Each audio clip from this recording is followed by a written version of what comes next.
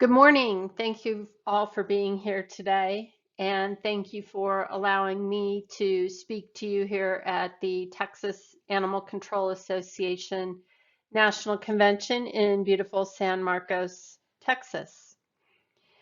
And also, before I get going, I'd like to say thank you to all of you for what you do in your communities. You have the hard task very often of working with people and animals in what are oftentimes very difficult situations. And so I know that takes its toll every day on people and on families. And so I thank you for the work that you do. So, how many people in the room have dogs or a dog? And how many people in this room believe every dog deserves a good life? Okay, if you didn't raise your hand, we're probably not going to get along all that well, but I will allow you to stay.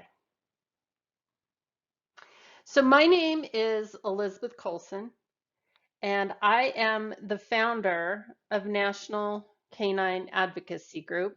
We're a 501c3 located in Denver, Colorado.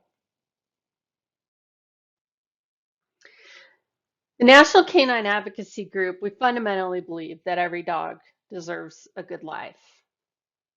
And our mission is to ensure that no dog is denied the 5 freedoms of animal welfare: the freedom from hunger and thirst, freedom from discomfort, freedom from pain, injury, or disease, the freedom to express normal behavior, and the freedom from fear and distress.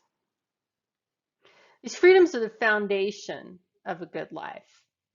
They're really just the start. There's so much more that goes with it. I would be remiss if I did not introduce y'all to my dog, Peach. She is 12 years old, going on 3, and she's the light of my life. See, I got Peach as a rescue when she was about a year old. And I committed from that day that I was going to give her a good life. I was going to give her a great life. And she has been inspiration behind my advocacy work really ever since. Because I truly believe every dog deserves a good life. And with that in mind, I started National Canine Advocacy Group about 3 years ago. And I went all in this last summer when I left a 30-year career in corporate finance to do this full time, to commit myself 100% to canine advocacy.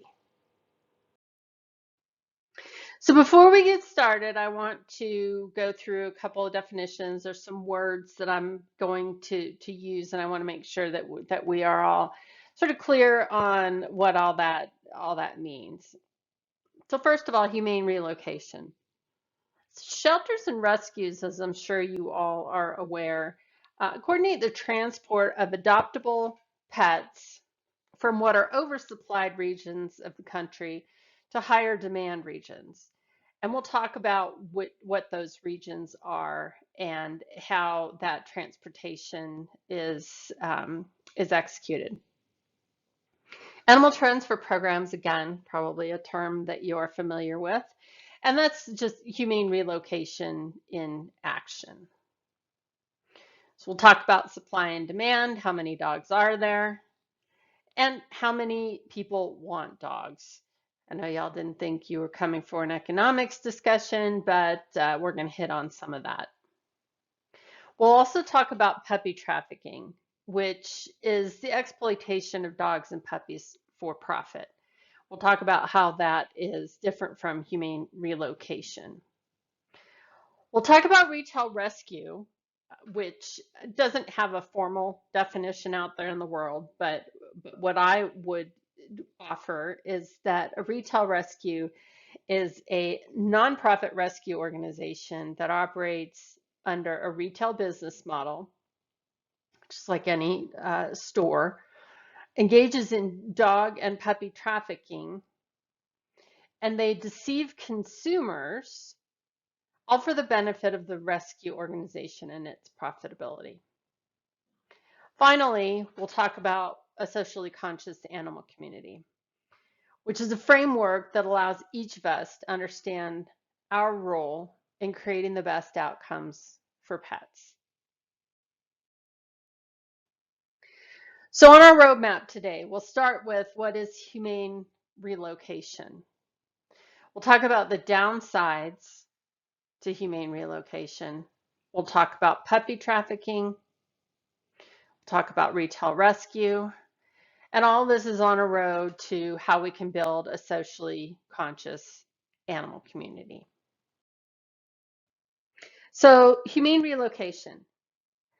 As I said, it's a practice where shelters and rescues move animals, adoptable animals, from overpopulated areas to regions where demand for adoptable pets is high. The goal of humane relocation is to increase the opportunity for better outcomes and reduce euthanasia of adoptable pets.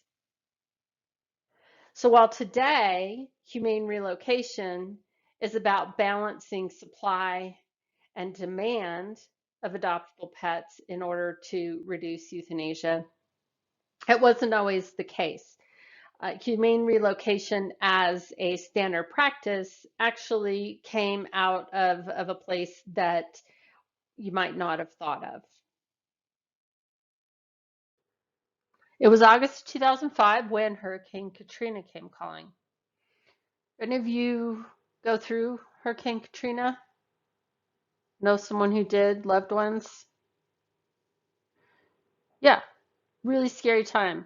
Millions of people had to pack up their homes and evacuate. At the same time, animal shelters were being cleared out ahead of the storm. Animals, all of the animals in Louisiana were relocated to Houston. And other locations in Texas saw animals being transferred in from other areas of the Gulf Coast in an effort to move the animals to a location that was believed to be safer. Once those locations in Texas became bursting at the seams, the animals were moved again to other locations. And so this was the first time in history that we saw this kind of coordination between shelters and rescues and the mass transfer of animals from one location to another.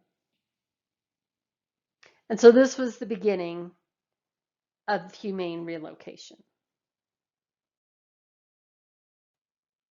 So while folks were getting themselves out of harm's way, they also had to think about what to do with their pets. And it just an excruciating decision that had to be made. For folks that were evacuating by car, they may not have had a place that would accommodate their pets when they got there. Red Cross shelters did not allow pets. Many of the hotels that were taking in evacuees prohibited pets also. And so these folks very often could not bring their pets with them. People who were evacuating on foot obviously could not take their pets. Those that were evacuating by mass transit, particularly bus, were denied boarding if they had pets with them. And lastly, in New Orleans, the Superdome that held some 10,000 people ahead of the Katrina would hold 20,000 people after the disaster of the levees failing, and no animals were allowed in the Superdome. So lots of people evacuated, most people, some more than 1 million people from the region evacuated to safer areas. But 150 to 200,000 people chose to stay in New Orleans as Katrina approached. 44% of those people did so to stay with their pets. Unfortunately, once the levees failed and these folks had to be rescued themselves, they faced the same issue of not being able to bring their pets with them. Rescuers were not required to allow the pets onto rescue transport. And so many people who had stayed and risked their own lives to care for their animals were eventually separated from their animals anyway. So in New Orleans alone, there were 44,000 pets that were rescued after once it was safe for people to go back into the city. Now, I don't have it on this slide because it's hard to swallow, but there were some, at least 60,000 pets estimated perished in the storm. Of those 44,000 pets, 2,700 were returned to their owners, and 95% of the remaining pets were transferred out of Louisiana for adoption. So what we're looking at is, again, a mass movement of pets out of one area to another area. And so it's becoming a practice that the shelters and rescues are comfortable with, and really have put together a process to help animals by relocating them this way. One thing I will say about all this is that these numbers are, as reported by the Louisiana SPCA and the ASPCA. Certainly, there are thousands, perhaps tens of thousands of pets that were saved by regular residents of New Orleans and other locations, and also pets that were rescued by organizations that didn't necessarily report the rescues to the Louisiana SPCA. So there are certainly more animals that were saved than may necessarily be reflected here. And just so I can show more cute pictures of doggies and kitties, these are some images of Katrina animals that were saved and went on to have lives outside of New Orleans generally, and perhaps even outside the region. But these animals are all saved. I particularly like Nola, um, and Desiree looks like kind of a champion rock star there. One positive that came out of all of this tragedy was the PETS Act. It's Pets Evacuation and Transportation Standards Act, which is a federal law and that was enacted in direct response to the failures after Katrina. It was introduced on September 22nd, 2005, less than 1 month after Katrina made landfall. It basically requires that states accommodate pets and service animals in their plans for evacuating residents facing disasters. And this was in an effort to ensure that nothing like Katrina happened again to pet animals and to their owners. So the legislation passed on May 22nd by a margin of 349 to 29. I'd like to know who those 29 are, because I'm not sure how you can oppose this. But it was signed into federal legislation on October 6, 2006. So just a little over a year after Katrina. So fast forward to today. What rescues and shelters learned during Katrina was that it was possible to coordinate this transfer of animals from one location to another, this mass transfer, and that it could be done in an organized and efficient manner. And so today, as a result, animal transfer programs have become critical to shelter management. And that is moving animals from oversupplied locations to locations where they have a better chance of adoption. So what are these places? Where's the overpopulation? Let's start with that. One of the ways that we're going to think about overpopulation is the animals transferred out of a location. As you can imagine, there are really only two ways to ease overpopulation in a shelter. One is to transfer the animals somewhere else, and the other is unfortunately euthanization. So what we're looking at here are the 10 states that transfer out the most animals and did so in 2019. And I'm looking at 2019 because 2020 and 2021 were really skewed because of COVID. So 2019 is a more representative time period than 20 and 21. So these are the, again, 10 largest states for transferring dogs out. So in 2019, you can see our great state of Texas transferred out 50,000 plus dogs. Looking at the dogs euthanized, again, being the other option for clearing out space in overcrowded shelters, many of the same states that are transferring out a lot of dogs are also having to euthanize a lot of dogs because of overpopulation. So again, our here where we are in Texas, almost 24,000 dogs were euthanized in 2019.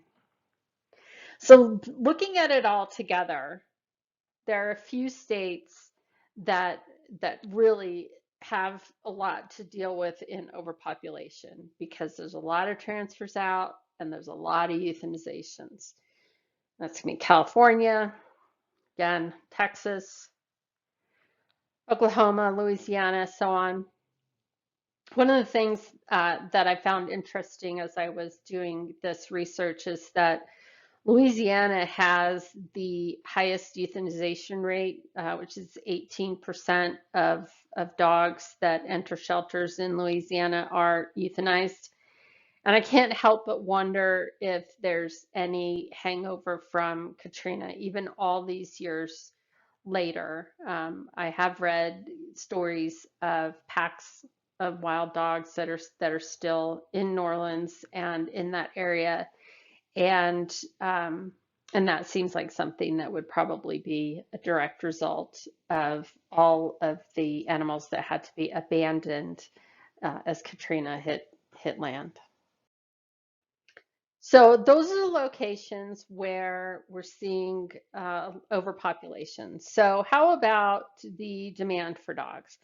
So similar to what we were looking at on the other side is the 10 states that bring in the most animals from out of state.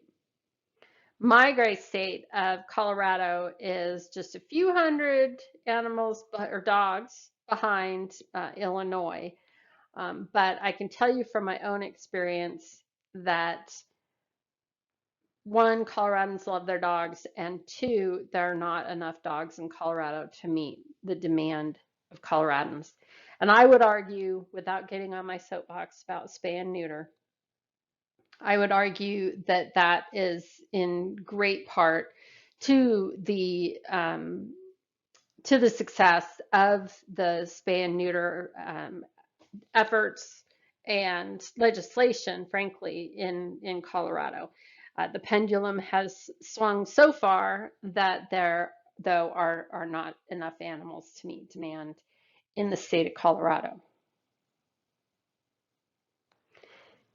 Now, you all may have heard of live release rates, but just to be on the same page about it, basically, a live release rate is the percentage of animals, and in this case, dogs, that enter a shelter alive and exit a shelter alive. So this can include transfers as well as adoptions, owner redemptions, things like that. And so what I'm illustrating here is that the 10 states that import the most animals, sorry, most dogs, also have very high live release rates, which is to say that they're bringing in a lot of animals that are being absorbed and adopted out. And so they're not bringing in more animals than can be managed within the state. They're doing a good job of balancing that supply and demand. There are also about 15 states that also have live release rates above 95%, which is a very high benchmark. And so you'll see here, in Connecticut, maybe a small state, 99% live release rate, down to, unfortunately, Colorado was at 94%. I think they're higher today, but nonetheless pushing hard. And so the combination of the live release rate, the high live release rates, and animals imported into the green states shows where the highest demand is for dogs. So pulling this all together as far as supply and demand, we talked about the states with an oversupply of dogs, and we've talked about states with a high demand for dogs, and we've also then talked about a few states that have high live release rates. And so I think what you all, will notice, as I did, is that many of these states that are overpopulated are sort of the southern half of the US, which will be important when we start talking about some other subjects that relate to the downsides of humane relocation. So on the subject of downsides to humane relocation, that is, in fact, our next stop on our. So one of the main downsides of humane relocation is that it doesn't solve the problem at its source. And so what is the problem? The problem is overpopulation. And transferring dogs out of overpopulated or overcrowded areas absolutely saves lives and is absolutely a positive activity, but it doesn't solve overpopulation. And to illustrate this, we'll look at BARK, the Houston Animal Shelter, where they had a live release rate in 2011 of 44.6%. Not good. Not good at all. By 2019, they had gotten that up to 86.7%, which is great, right? I mean, the live release rate is up 42.1%. But here's the thing, intake was up 8%. Okay. So what that says is that BARK took in 8% more animals, and so and increased their live release rate. What that means is the problem was not solved at the source. Okay. What what Bark did, and it was really important for the euthanasia rate at the shelter, but that they transferred tens of thousands of dogs out of their shelter.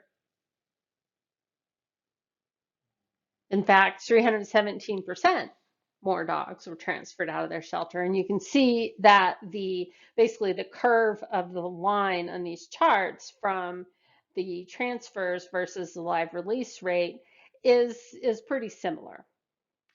So what this illustrates is that at least in Houston, transferring a whole bunch of animals out is great for reducing the euthanasia rate.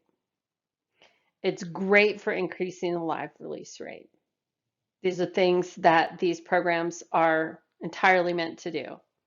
However, intake is up 8%. And so the source of the problem has not been solved. Another major downside to humane relocation is the risk of disease transmission.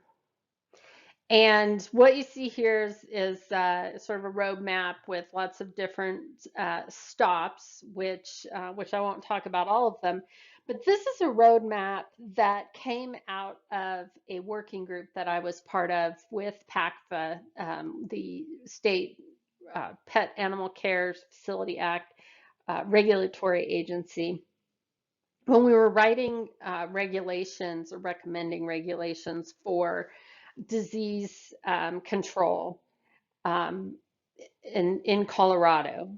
And the one thing that really jumped out at even at the PACFA, the head of PACFA, was this idea of during transport, having many of the transporters use the same rest stop and stopover locations, which is to say, I, as a rescue, can do the best job in the world of making sure that the dogs on my transport are healthy.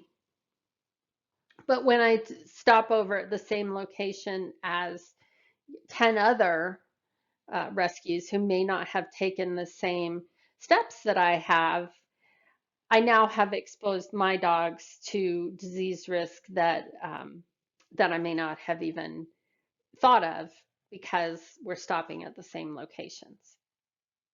So some of you might say, well, what about certificates of veterinary inspection, CVIs? CVIs are required by the USDA. They're required to accompany every animal that crosses state lines. This is a certificate that is based on visual observation only. It doesn't, and so if a dog or any animal doesn't appear to be sick, they'll get a pass and they'll get a CVI. Here's the thing about that as well, is that the vet inspection happens prior to a dog being transported. And so you see all these points of risk that happen after the vet inspection or the CVI is attached to the animal. So again, another soapbox, don't get me on it. CVIs don't do a whole lot of good to control disease. So what are we talking about when we talk about disease and disease transmissions? First, there's parvo, which is a devastating disease, and most puppies, especially who contract parvo, don't make it. These states are some of the largest where parvo originates. Heartworm is another one that I'm sure, as pet owners or people who no pet owners, heartworm um, is pretty prevalent here in Texas, but it's also in some of these other southern states. Lyme disease, just because I had the data, I thought, what the heck, put it in there. I didn't know anything about it, so with it being kind of in the Northeast, I thought that was interesting. And then lastly, year-round flea and tick season is illustrated here. And the importance of that, of course, is the diseases that are transmitted by ticks, and so the risk that entails. Now, sadly, we look at Texas, and other than, it's got the parvo heartworm and flea and tick season going against it. Do you notice anything about the states with with multiple canine diseases, or at least they originate mostly in these states? Do you see any similarities between this and the overpopulated states, the most overpopulated states? So what we're talking about is the animals that are being transferred out are being transferred from locations with a high disease risk and into locations that may not have as high a risk. Okay, enough about disease. Let's talk about puppy trafficking. Again, we're on our way to building a socially conscious animal community. So, what is trafficking? Dictionary.com would say it's the practice of dealing or trading in a commodity or service, often an illegal one. We've all heard of gun trafficking, drug trafficking, sex trafficking, all of those things. They all have that in common. But when we talk about puppy trafficking, the commodity, if you will, the puppies or the dogs, are not necessarily illegal themselves. Something can be trafficked even if the thing itself is not necessarily illegal.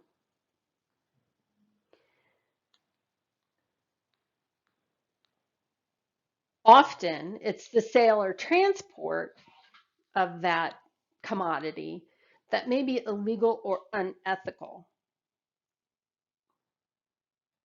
But in all cases, trafficking always entails exploitation for profit. Trafficking is driven by demand. Any of you seen the film Field of Dreams? If you build it, they will come. Trafficking is a case of if you want it, you can get it. So domestic puppy trafficking, what that looks like is these are organizations that buy from unlicensed breeders often. They transport at the lowest cost without regard to health and safety, which goes back to the disease control conversation, but we'll also talk a little bit more about transportation. Puppy traffickers take advantage of differing state laws. One example is with regard to the minimum age at which a puppy or kitten, for that matter, can be sold. About half of the states in the US have laws requiring a minimum age for puppies and kittens to be sold, and most of those are 8 weeks. But the other half of the states that have no laws around it, a trafficker could presumably pick up dozens and dozens of puppies from these states that have no laws against picking these puppies up at 6 or 7 weeks, and transporting them either to other states that have no laws around the minimum age, or to states where there is a law, but that by the time they get there, the puppy or kitten is of that 8-week age. It's important for a couple of reasons, the example that I just gave. One is that the health risks of separating a puppy from its mother before 8 weeks are significant. And it is a known issue that it can create behavior problems in the animals late in life. It is never a good idea to take um, puppies or kittens away from their mothers before the age of 8 weeks, and ideally, 12 weeks is best. And so the puppy traffickers take advantage of these different laws across the states to make their money, and they'll sell to the highest bidder regardless of the outcome for the dog or puppy. And what this means is they may be trafficking puppies for um, research facilities. They may be trafficking puppies or dogs for dog fighting or for many other uses other than for a household pet. It's basically the bottom line for puppy traffickers is the bottom line. So I promised we'd talk a little bit more about transporting and how the puppy traffickers do that. This first image is from an accident that occurred in Idaho. And there were 48 dogs in this box truck with no ventilation, and 14 of them were killed in this accident. And so for those of you who may not have heard the term box truck, it's basically your U-Haul or Home Depot or Enterprise, like you see here, moving truck. It's basically meant to move goods, not to move animals. And this particular puppy trafficker, the people who were driving this truck had no knowledge of dogs or puppies. They were not part of a rescue group or a shelter. They were just some individuals looking to make a buck.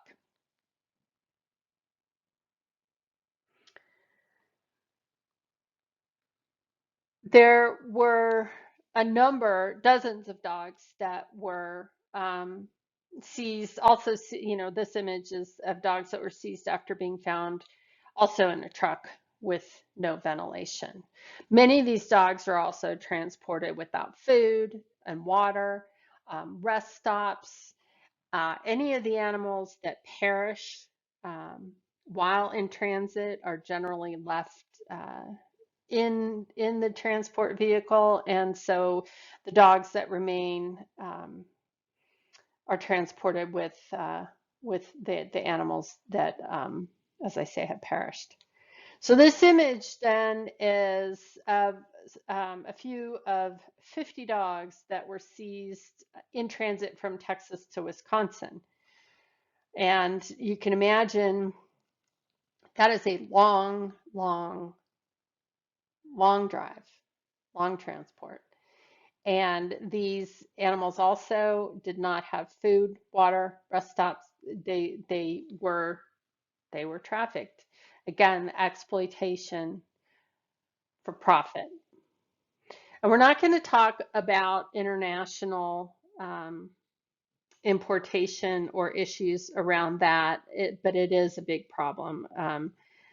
It's estimated that about 1 million dogs per year come in from other countries, many of them from China, South Korea, other parts of Asia where it's common to use dogs for food. This particular image is 800 dogs that are on their way to a slaughterhouse in China. So people see these images, good people, good-hearted people, who want to do good, and they save these dogs, bring them into the US, and they very often carry diseases with them, certainly behavioral issues. And while a life has been saved, it's questionable whether or not that's a good life. Okay, stop number 4. We're going to talk about retail rescue. So as I said earlier, there's no, generally accepted definition of a retail rescue. So I will offer what I see um, as as qualities, characteristics that make a rescue a retail rescue. First of all, they operate under a retail business model. They operate like a store. We'll go into that a little bit more detail. They handle an exceptionally large volume of dogs. We'll see what that looks like.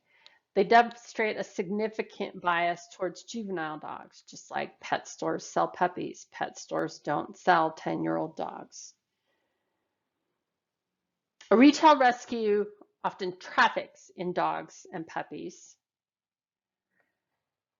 And what I would argue is the telltale sign of a retail rescue is that they don't serve the community in any meaningful way.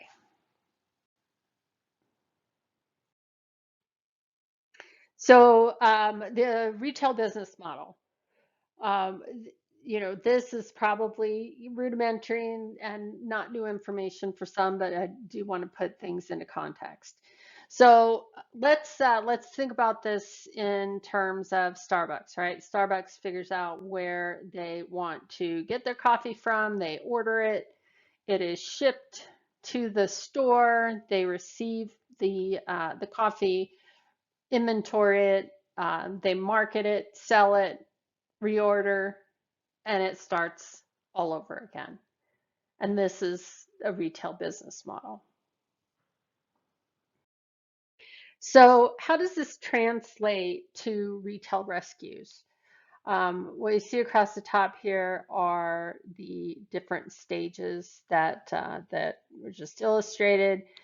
And what we're going to talk about is pet stores in relation to those stages and retail rescues. And the reason for this is to basically argue that retail rescues are pet stores. They are pet stores without the stigma. So starting with the source of their product. Pet stores generally get their dogs from breeders, their puppies from breeders. Retail rescues will get their dogs from other rescues, shelters. They will also sometimes get dogs from breeders and auctions. And the auctions are basically places where the breeders unload the animals that they no longer want for their breeding operations. So what a person might think of in getting a rescue dog could very well be from the very same people that the pet stores are getting their dogs from. So when placing the order for their product or their inventory, pet stores obviously want certain breeds and genders, and they want them to be 8 to 12 weeks old. Now, the 12 weeks, as I said, is ideal for a puppy to spend with its mother, but consumers basically want 8-week-old puppies. So going back to all of this is driven by demand. And so the older a puppy gets, or for every week after 8 weeks of age, the value or the price of that puppy goes down. Retail rescues, we'll see this, they have a bias towards juvenile dogs and certain breeds. A retail rescue will determine, what are the most desirable breeds. For example, a retail rescue generally will not not have a bunch of pit bull puppies. They may have a bunch of beagle puppies, something like that. As far as being shipped or the transport, they're transported in exactly the same fashion. In receiving these animals, and this again goes to the disease control, that when the animals are made available for sale or adoption immediately or shortly after receiving them, they don't have time to determine whether or not an animal might be sick. And in the case of retail rescues, the idea is to sell them as quickly as possible in case they get sick. One of the more disturbing practices of retail rescues is that when they have what might be considered excess inventory, it's warehoused, which is to say, if there are more animals than there are fosters to take those animals are then put into a boarding facility, and they may stay there for years. They're often left forgotten.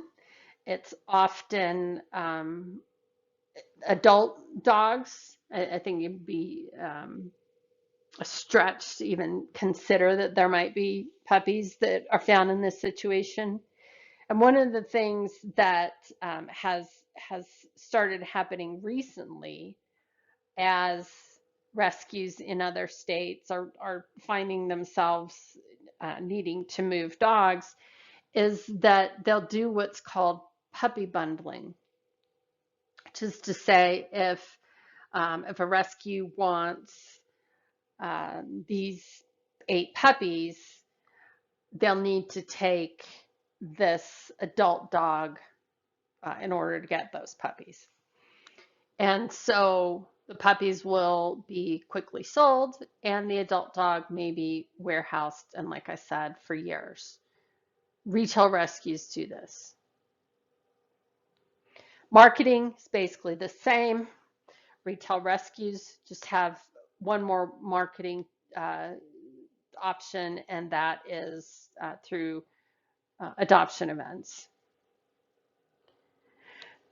And the sale is exactly the same. They're going to sell it as quickly as possible at the highest attainable price. So when we look at it this way, a retail rescue, as I said, is nothing more than a pet store without the stigma. And of recently, or say in the last 5 to 7 years, there's been a lot of effort throughout the country to ban the sale of pets in pet stores, or really to ban pet stores. Famously or infamously, California required pet stores to start, if they wanted to stay in business, they could only sell rescue animals. And that all sounded like a good idea. And what happened, people being genius as they are, what happened is that the breeders who were now at risk of not being able to sell their animals in California set up 501c3 organizations that they used as basically a front to get animals into California pet stores. In fact, one of these organizations had an office, like a office trailer, where one door led out from breeders to pet stores, and one door led out through the 501c3 channel. Same dogs, same breeder. Just one was labeled a rescue, and the other was not. So that really didn't I don't think I don't think anybody would argue that that turned out the way that anyone intended, and they've been backing up and trying to fix that ever since. So so my argument with all of that is that at least pet stores are highly regulated. In Colorado, they are highly regulated. Retail rescues are not at all. And more people get their dogs from retail rescues, from rescues, period, than they do from pet stores.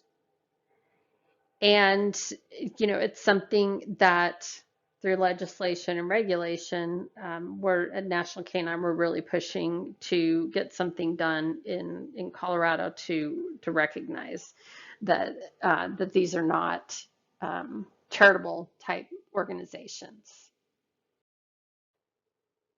So let's do a case study. Colorado. Obviously, since I'm from Colorado, I have more familiarity with what's happening there than I do anywhere else. And have to show you another picture again of my dog and my stepson, who is now 20 years old. So he's a little bit bigger than here. And this is overlooking Golden, Colorado. So what better place to do a case study? So we talked about retail rescues operating under a retail business model. And all the retail rescues that we're going to talk about are rescues that we're going to talk about here in this case study. I would argue operate under that model. Now, what we're going to look at in terms of the data is the 10 largest rescues in Colorado and everything else. And this illustrates here, as you can see, that the 10 largest rescues are pretty big. The 10 largest account for 35% of all dogs and puppies that are handled by rescues in the state.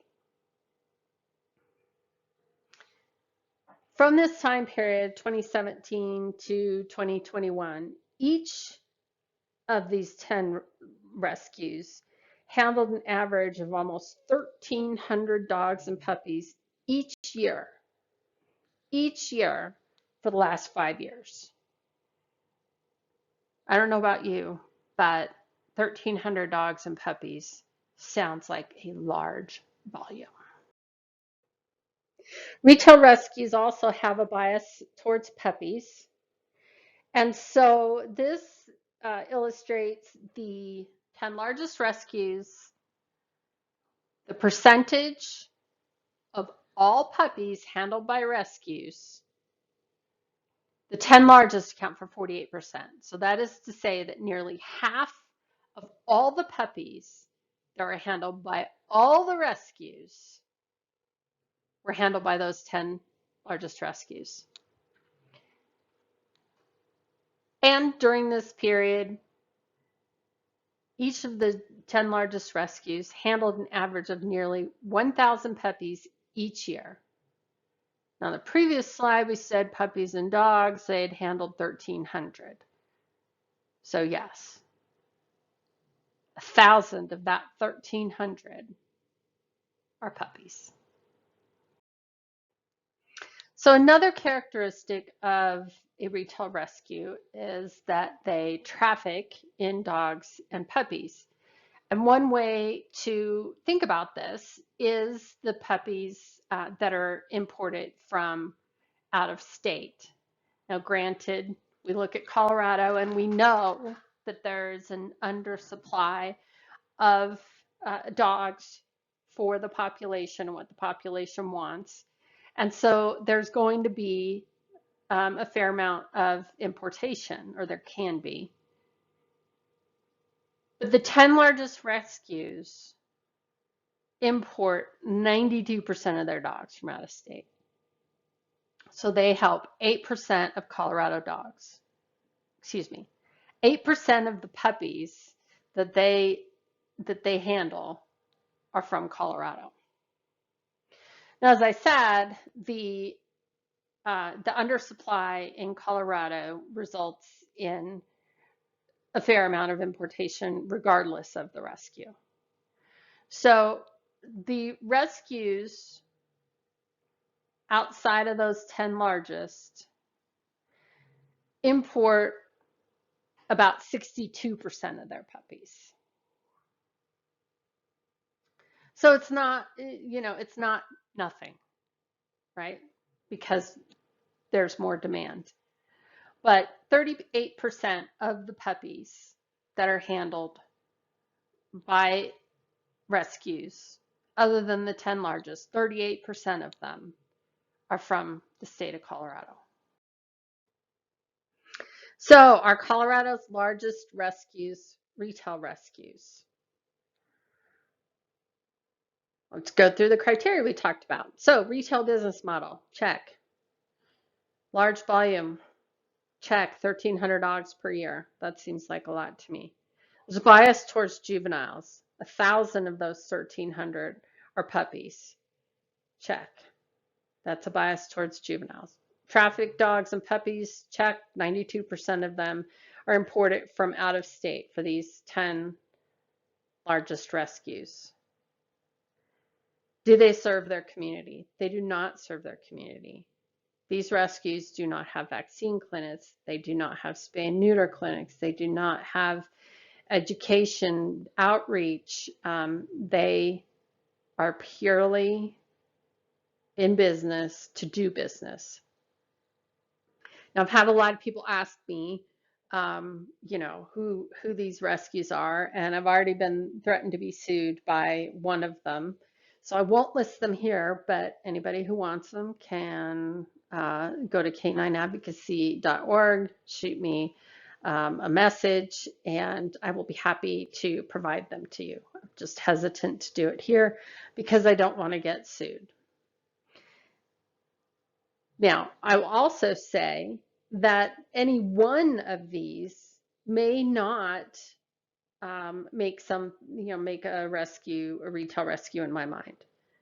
For example, Res Dog Rescue does amazing work, and they do a lot of dogs. They do a lot of puppies, and almost all of them come from New Mexico. These are animals that are being rescued from the Navajo Nation, where resources are slim. There's not an opportunity for vet care, for health and wellness, for spay and neuter, for vaccines, and so these dogs need a better life.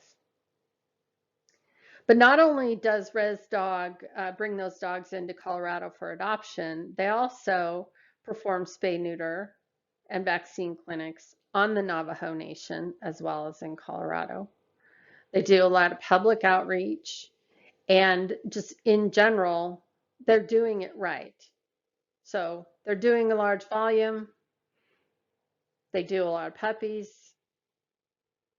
but they do a great service to their community.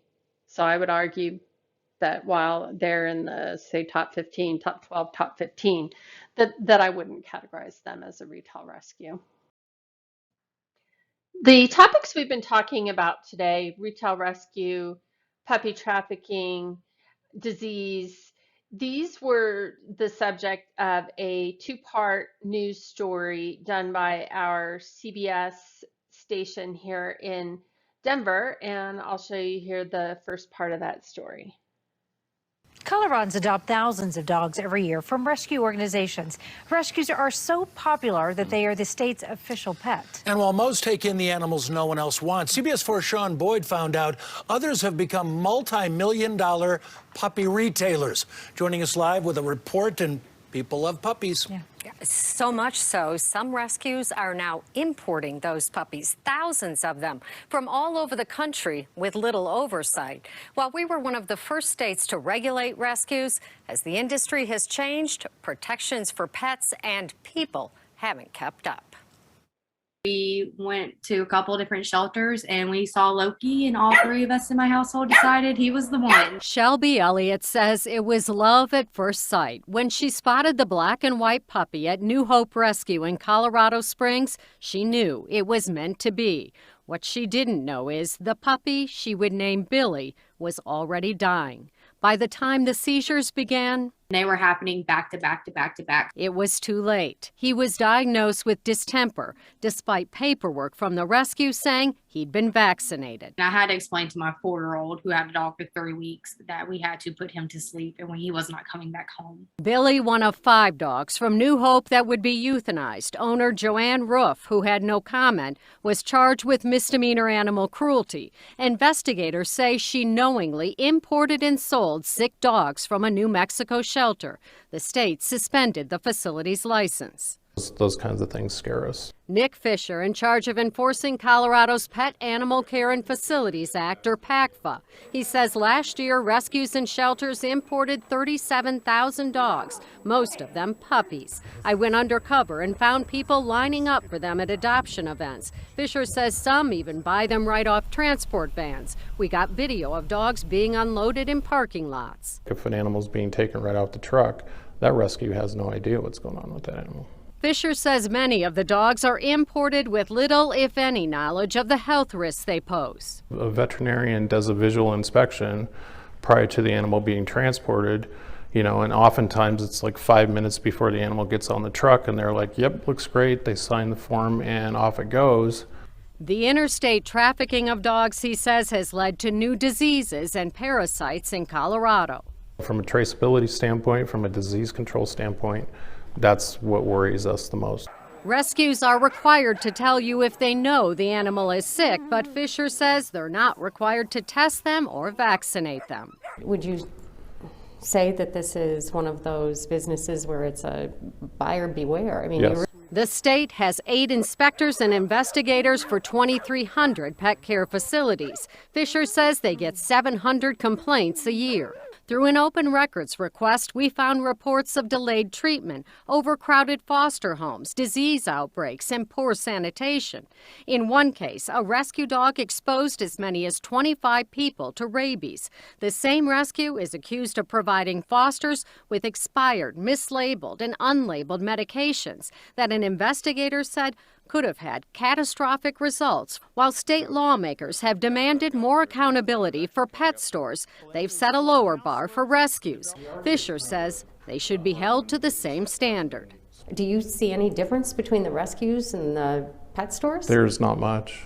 One big difference is in the level of disclosure. Pet stores are required to tell you not only where your pet came from and how it got to Colorado, but if the breeder or transporter has any violations. Shelby Elliott says if Colorado is truly a pet-loving state, it'll do more to protect all pets, regardless of who sells them. If there was testing from the get-go and making sure that these dogs are healthy, this never would have happened.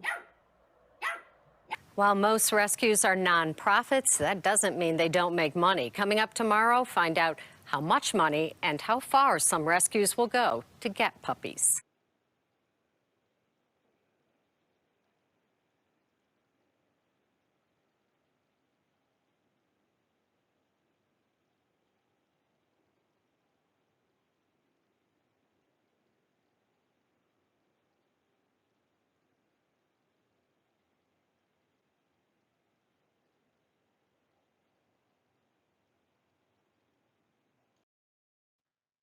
This is the second part of that story, and there is some repetition from the first part, but there's also some new information. So here's the second part. Once eliminated from the United States, rabies has resurfaced in many states, including here in Colorado.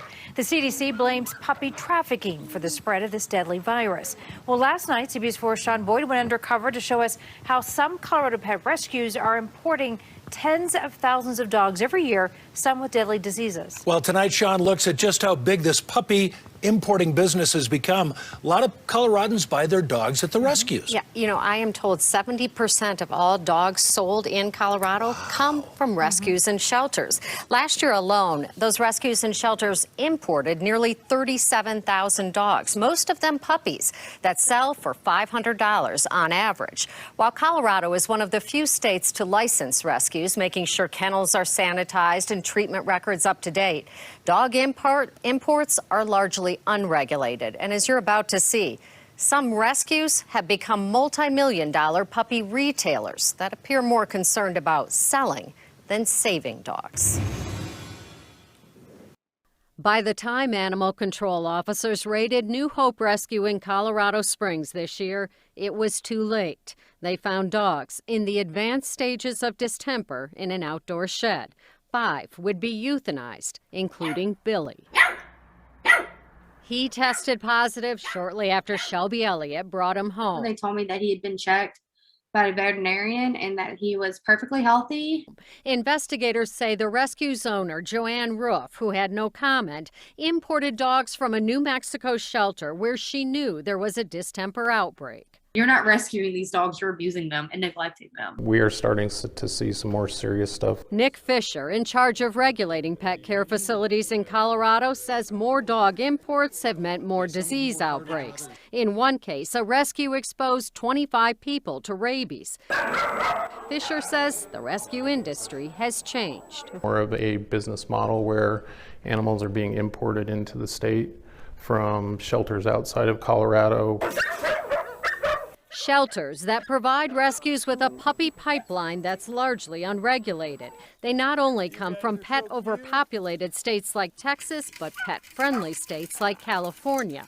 Elizabeth Colson with National Canine Advocacy Group says rescues benefit from what she calls the halo effect. They are pet stores without the stigma. And she has tax filings that she says back it up. A forensic accountant. I took this gigantic spreadsheet. She analyzed the tax returns of Colorado's 15 largest rescue organizations and found between 2017 and 2019, the nonprofits reported more than $24 million in revenue. Nearly a third of it, she says, went to salaries and benefits, almost double what they spent on vet services. One even reported buying dogs. But what most surprised you looking at the data? I was most surprised by the volumes. Colson says the 15 rescues took in nearly 70,000 dogs in 3 years. 80% of them imported, 70% of them puppies. Some sold right off transport vans, others at adoption events like this,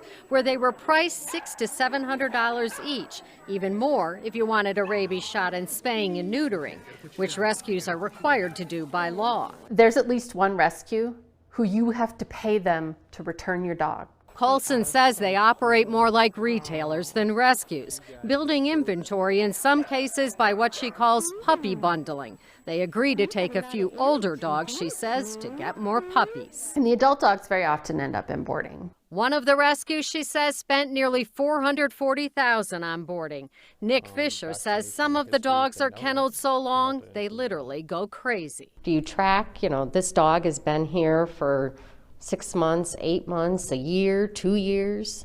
But we don't have any regulation against that. He says new rules may require larger enclosures and exercise, but Colson says what the dogs need is to be rescued, not warehoused by organizations calling themselves rescues. The animals suffer in all of this, and so do consumers. No dog should go through this. No family should go through this. Shelby Elliott says it's time state lawmakers took notice and took action to save the next dog like Billy.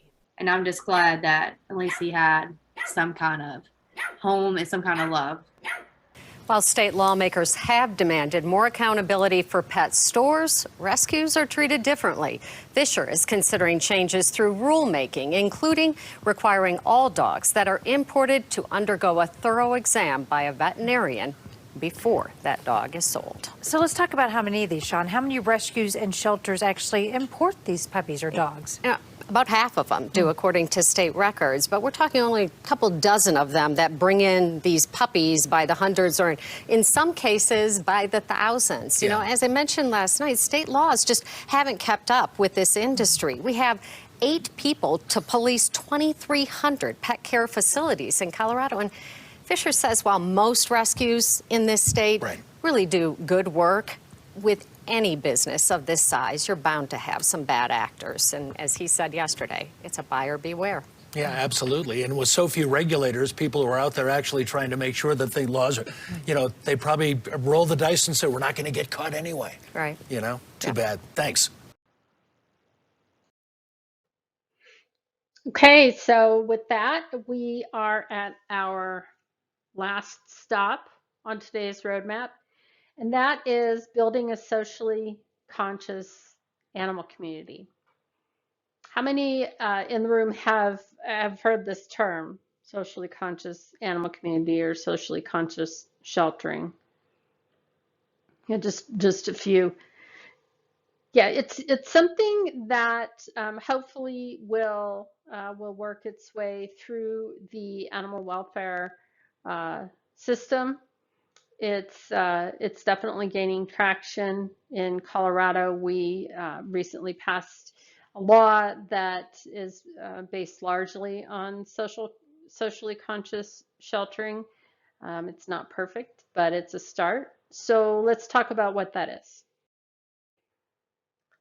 Okay, so I said before that a socially conscious animal community it really is a framework for us to understand our role or roles in producing the best outcomes for pets. And I like this illustration that the Socially Conscious Sheltering and Communities organization published. I think it gives a great graphic representation of what we're talking about with a socially conscious animal community. And you know, you're shown on this graphic as one spoke of this wheel, which is really important. And there are aspects of the rest of this wheel that you can impact that multiplies the work that you are doing as an individual citizen. So with regard to public policy and legislation, if you're interested in animal welfare policy, there are certainly organizations that you can get to know and potentially join to help in those efforts. When it comes to media, and that's probably, you know, something more like we're thinking of social media these days, it's twofold. One is just being sure that what you're posting is accurate. You know, fact check what you're posting or reposting. We know there's a lot of misinformation out there, and we don't want to contribute to that. The other piece to social media is that, of course, using it as a platform for the things that you care about, and clearly you care about animal welfare, and so promoting animal welfare issues on your own social media is one way you can contribute to this community. You're all, most of you are involved in law enforcement as animal control officers, and so you're boots on the ground when it comes to this spoke of wheel. And you know, when you're out doing the tough work that you do, when you see holes in the system or things that just don't work as well as they could, I'd encourage you to be vocal about that and to work with your shelter, your communities to plug those holes. When it comes to shelters and rescues, those organizations, of course, always need volunteers and giving and donations, non-financial donations. If you've got anything from blankets and towels and you know, or dog food, you know, whatever it is, there are plenty of non-financial items that shelters and rescues can use. And then lastly, with regard to veterinarians, I think that really veterinarians contribute to this whole system in a lot of ways, but mainly in keeping animals healthy. And so your part in that aspect is to keep your own animal healthy and to spay and neuter your animals, ensure they have their vaccines, and that also applies to behavior. Veterinarians deal with a lot of behavior issues, and so it's being, the responsible pet owners that you are, and ensuring the health and well-being of your own pet. So we're coming to the end here. Thank you all for sticking with me. So starting today, what I am asking you to do is to educate yourself about a socially conscious animal community and to promote this within your own communities.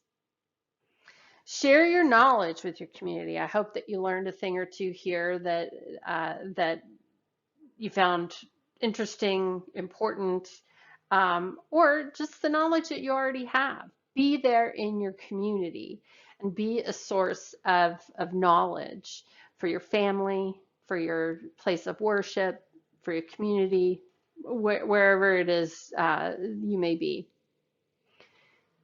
Keep your dog healthy and safe in your home and community.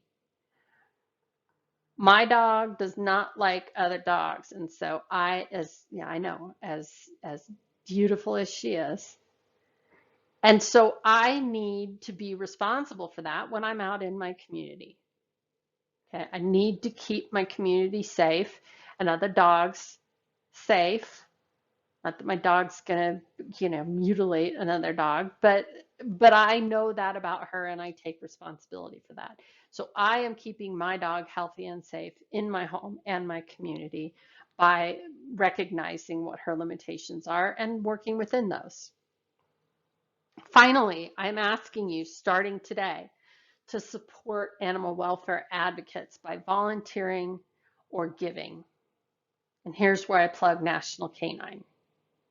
We can always use volunteers to help with social media, to help with research, to help with outreach, you name it. We can always use your help volunteering and giving.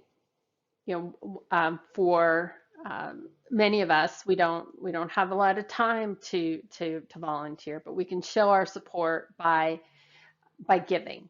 And so National Canine Advocacy Group would appreciate your support through giving, through volunteering.